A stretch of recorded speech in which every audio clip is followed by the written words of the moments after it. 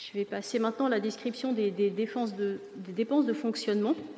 Donc des dépenses de fonctionnement qui s'élèvent du coup en tout à 280,6 millions d'euros, donc plus 2,2% par rapport à notre budget prévisionnel 2020.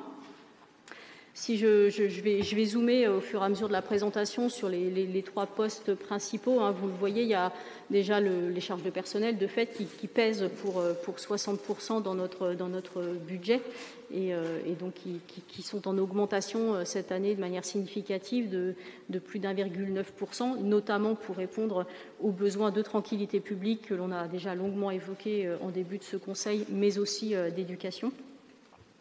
Un autre poste qu'on va analyser un tout petit peu plus, qui est donc la question des autres charges de gestion courante pour 63 millions d'euros, qui concerne en grande partie les subventions au secteur associatif.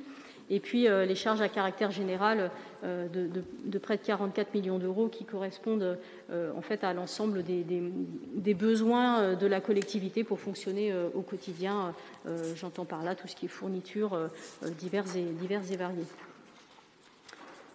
Donc, si je passe à la diapo suivante, vous voyez donc le focus sur la création des postes. Donc, je vous disais, un budget sur le personnel qui augmente de 1,9% et avec, comme on l'a dit déjà à de nombreuses reprises, une importance cette année sur le recrutement des policiers municipaux pour un budget de plus de 700 000 euros sur ce poste-là.